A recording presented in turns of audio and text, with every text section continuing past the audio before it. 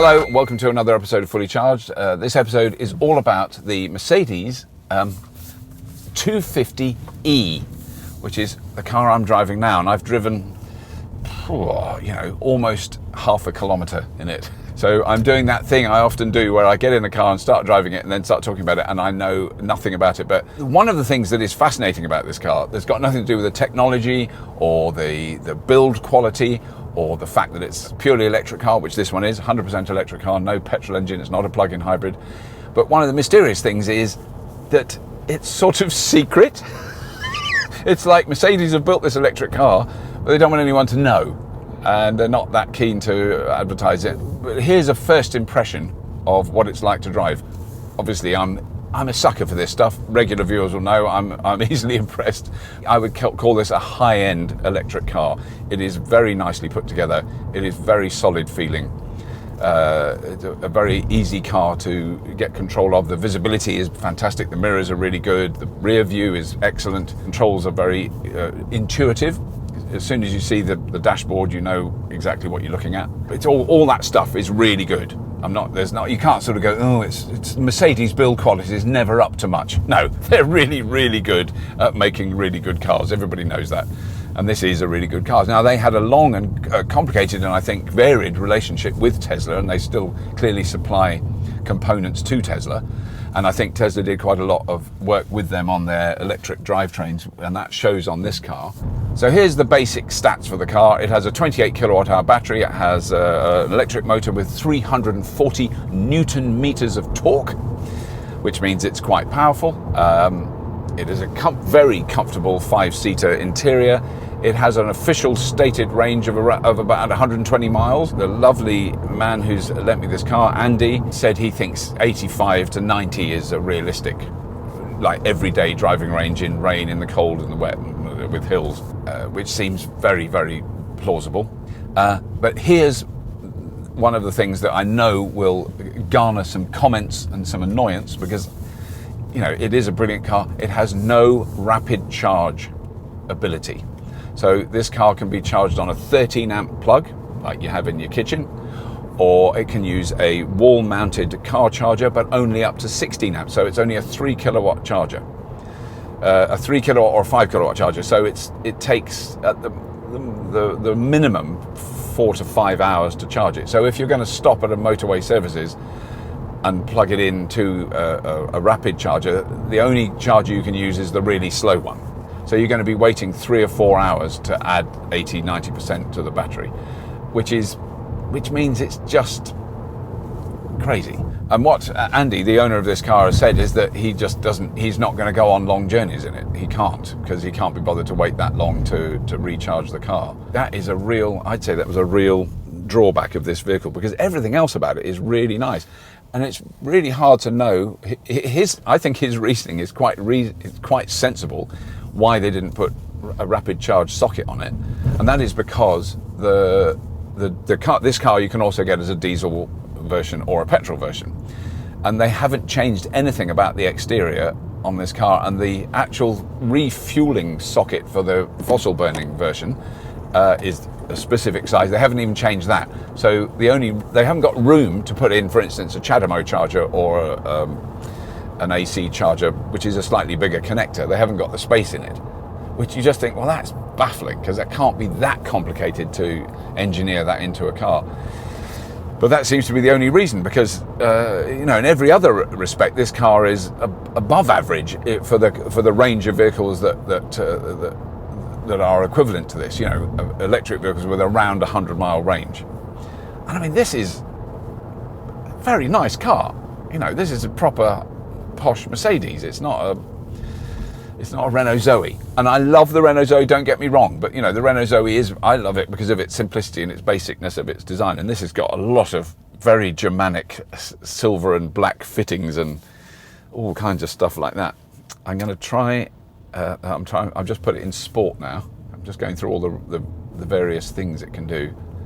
That's interesting. As soon as I switched to sport, it went from 82 miles range to 73. So clearly sport is a lot more responsive. It gives you maximum, and it doesn't do a lot of regen. So I'll go back to Eco Plus. Ooh, more regen. So it has all those things, and you get used to those things very quickly, and you'd learn which ones you want to do. But what you would never get used to is the fact that you can't rapid charge it. All cars. Now, I'm going to big up the Renault Zoe now. You can rapid charge the Renault Zoe. People drive to John O'Groats in the Renault Zoe. They drive all over the country in them. It's not like it's a new thing anymore. I mean, it's you know, CHAdeMO is almost a decade old. All the other charging systems that come out that are used by Volkswagen, that are used by BMW, you know, all of those cars have rapid chargers. I can't think of the last pure electric car I went in that doesn't have a rapid charger. In fact, I've never been in one that doesn't have a rapid charger. They all do. So why have Mercedes made that choice? That's something I don't know how I can find out. I might email them and see if they'll respond to me. They've never responded to me before. The deals you can get on this car are unbelievable. This is not an expensive car. I'm not going to put prices up because there isn't any point, because the price that you might find listed isn't what you'd pay for it. If you want one of these cars, go to a Mercedes dealership and say, I want one of those cars. They'll say, oh no, have the diesel version, have the petrol version. But eventually, if you can get one, you'll get it very, very cheaply. Very cheaply. So there's no point saying how much it costs, because I don't know. And I think that I'm not the reliable person, as we've discovered many times, about how much it costs. I've been criticised for not saying how much the Tesla Powerwall cost, or for not saying how much the conversion on the Volkswagen electric. But that's because there's so many variables. So it's probably this car is from £20,000. But I reckon you'd get it, I think you'd get it for less. Maybe you've seen it. I have never seen an advert for this car, like in a newspaper, on a web page or anything like that. I've never heard people talking about it. This is the only one I've ever found, and this is really through a regular fully charged viewer who got in touch with me, who's a Patreon supporter. He's an amazing guy and he's a very nice man, and he said, oh, come and have a go in mine, which is really generous of him, and I really appreciate it. And I'm being very careful, Andy, not to scratch it or run it into anything. And I'm just having a brief test drive just to see what it's like, just to get a feel of it, because I couldn't do it in any other way. I couldn't, like I would do normally with other vehicles, get in touch with the manufacturer, they lend you a car for a week or whatever so you can have a test drive of it. I don't know whether I can do that with Mercedes. Maybe they'll be nice to me after they see this, because I'm not slagging the car off. I think it's great. Why hasn't it got rapid charging? That's what I want to know. Real mystery. There we go. Okay, so I'm just learning how this car does its subtleties. We're going down a hill. What I'm feeling now is the regen is I would say half brake, half regen when you're at that speed. So the regen is impressive. I don't think it's got adaptive regen. I don't believe there's any other. Oh, I say that. I can put more regen on with the paddles on the steering wheels. I love that. That is brilliant. That really makes a difference. So if I do that, it takes it off. Oh, hello. And I do that, and it puts it on. Why can't all electric cars have that? That little bit of extra control over your regen is just magical. That is brilliant. The only other car I've ever experienced that has that is the Mitsubishi Outlander, that had a very similar system. That is just genius, because particularly if you're going down a long hill, you can control the speed purely by regenerating electricity into the battery. So you can turn it up and down and up and down. Isn't it? It's such an obvious thing to have on electric cars. All manufacturers, please, in your next model, make sure you have that. So now, no regen at all. Maximum. Brilliant. So I'm controlling the speed of the car purely by that. That is fantastic. I'm working it out, all right? I'm working it out safely. Indicate. It's so automatic for me, because it's exactly the same as the Tesla. Sorry to keep going on about that. So for locals who live in the Stourbridge, Kidderminster, Redditch area, we're going up Chapel Lane towards Clent. I've never been to Clent in my life. It's very pretty round here, lovely hills and stuff. Oh, now we've got a nice downhill. Oh, I've got maximum regen. Oh, that's nice, that is. And I can let it off. Bizarrely, if you're going down a hill, you let off the regen. It's not bizarre, you start going faster. So I'm actually driving with regen only. I haven't touched the brakes. Went down quite a steep hill, haven't had to touch the brakes. That is lovely. Wow, it doesn't make up for the fact that there's no rapid charging, but boy, I'm so frustrated, because this is a brilliant car, and it's restricted in its usefulness by that simple thing, because that technology that the car requires to be rapid charge enabled is not that expensive anymore. When it was first introduced, it was still, you know, developing technology. It's now mass produced. That stuff's mass produced. Mercedes, Daimler, Benz could buy loads of them. They could buy them from Nissan. They could buy them from Renault if they don't want to make them themselves. You know, you could get them. Because I just want to drive this car across the country. It's a really, really comfortable car to drive. Really easy car to drive. Oh, the turning circle. Oh, hello. Oh, that is fantastic. If you're used to driving, I've said it too many times, the Tesla, that is such a delight. It turns really tight.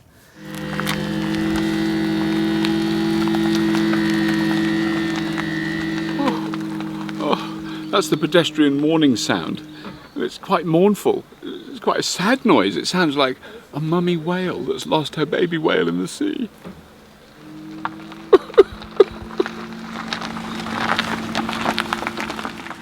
So it is a peculiar car. This it is mysterious that of all the things not to have, rapid charging is kind of one of the essential ones. The other thing that's quite spooky is it has a key. Like all cars have a key, but normally you just have it with you and the car starts. This one, you actually have to put it in a little hole, like an old-fashioned key, and you put it in and you turn it, but then you have to do like you used to in old-fashioned cars, where you have to kind of turn it all the way there.